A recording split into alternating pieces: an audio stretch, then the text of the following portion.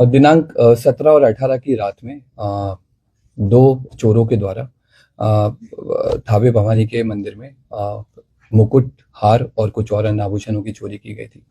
इसमें क्योंकि प्रशासन और पुलिस के स्तर से चूक हुई थी, तो हम लोगों ने इसमें जो टीओपी प्रभारी हैं और वहाँ के जो अन्य कर्मी हैं, पुलिसकर्मी, उन पर सब पे कार्रवाई की थी। और क्योंकि चूक भयंकर थी, तो इसमें हम लोगों के स्तर से भी इसकी जो लापरवाही है उसकी हम लोग जवाबदेही लेते हैं, जिम्मेदारी हम लोग लेते हैं एज ए पुलिस अधीक्षक।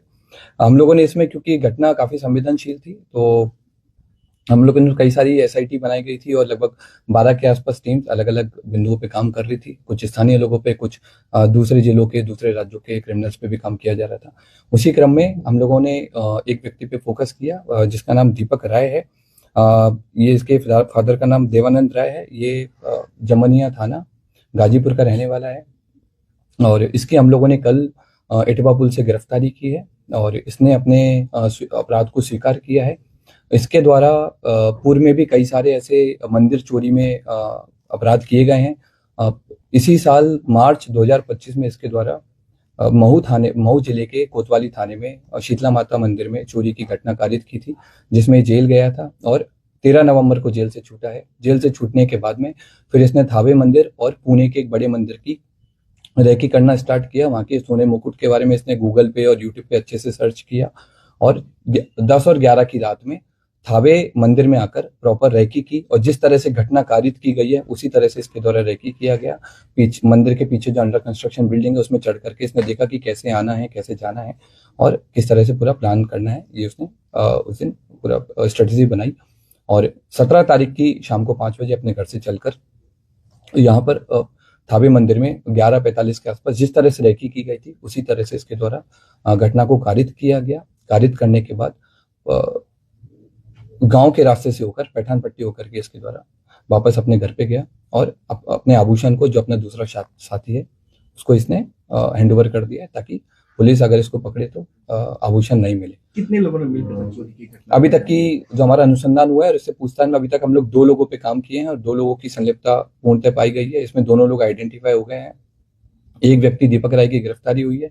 उसके पास से हमको घटना में जो उस दिन घटना हुई थी उस वाला कटर हमने बरामद किया है, जो कपड़े पहने हुए थे वो बरामद किए हैं। फोन बरामद किया है जिसमें उसके द्वारा थावे मंदिर के बारे में सर्च किया गया है और घटना कारित होने के बाद में भी उसने सोने की डिटेल PI 916 के बारे में पूरा उसने पढ़ा है।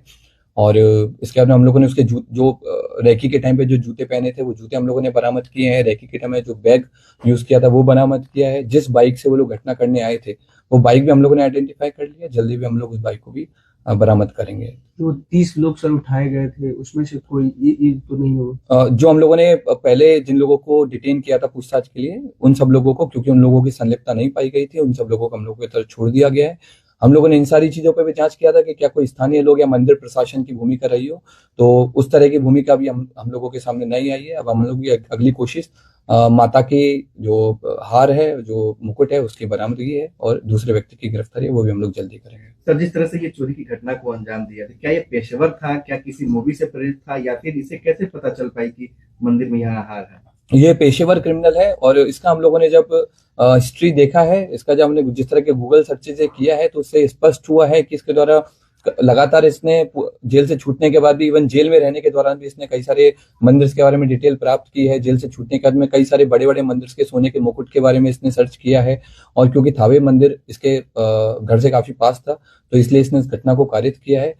इसने कई सारी जो क्राइम थ्रिलर है, जैसे जो बिहार बेस्ड एक मूवी बनी है उस पे भी इसने सर्च किया, उसके बारे में पढ़ा कि कैसे पुलिस अनुसंधान करती है, कैसे पुलिस अपराधी तक पहुंचती है, कांड का निवेदन करती है, ताकि उन सारे तरीकों से बच करके, इसके द्वारा उन सारे तरीकों को यूज करके पकड़े जाने से बचा जा सके। ये मोबाइल भी लेकर पहुंचा था? नहीं, उस दिन ये मोबाइल नहीं लेके आया था। इवन जिस दिन रेकी करने आया था उस दिन भी इसने इंश्योर किया था कि इसका कोई भी डिजिटल फुटप्रिंट थावे या फिर गोपालगंज में नहीं रहे, ताकि अगर पुलिस कल को अनुसंधान करे या फिर कोर्ट में आगे ट्रायल हो तो इसके ऊपर कोई ऐसा प्रूफ नहीं मिले कि ये यहाँ पर मौजूद। कितने केसेस में सर ये वांछित रहा है? अभी तक के रिकॉर्ड के हिसाब से हमको इसके ऊपर 5 केसेस मिले हैं, जिनमें बनारस में इसने बाइक चोरी की है, महू में इसने मंदिर चोरी की है और भी हमें लोकल सोर्सेस से पता लगा है कि पूर्व में भी कई सारे मंदिरों में चोरी कर चुका है, लेकिन वो अभी तक उद्भेदन नहीं हो पाए थे, इसलिए इसका नाम नहीं आया है।